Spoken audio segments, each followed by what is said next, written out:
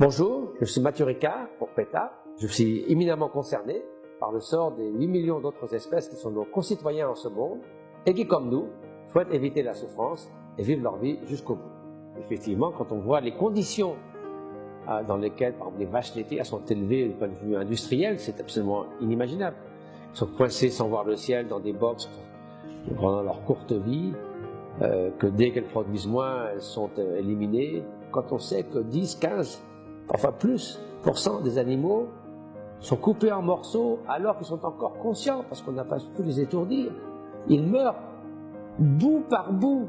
C'est inimaginable. Mais c'est la réalité, tous les jours, toute l'année.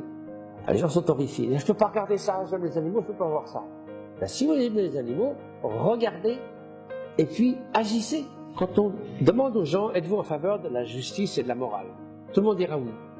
Pensez-vous, on peut demander ensuite, s'il est juste et moral d'infliger des souffrances non nécessaires à des êtres sensibles? Tout le monde dira non. Eh bien, c'est bien le cas. Car aujourd'hui, ces souffrances ne sont pas nécessaires. Non seulement ça, mais tout le monde y perd. Les animaux en premier, 60 milliards d'animaux terrestres et 1000 milliards d'animaux marins tués tous les ans.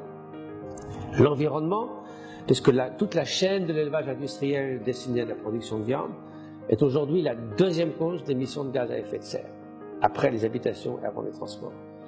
La pauvreté dans le monde, 800 millions de tonnes de grains qui pourraient nourrir 1 milliard de personnes qui sont expédiées des pays en voie de développement vers les pays riches pour la production de viande. La première victime, c'est évidemment les animaux, mais tout le monde y perd, même la santé humaine.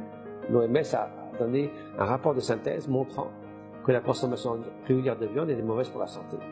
Le vrai bonheur ne peut être construit qu'en évitant de causer la souffrance à autrui.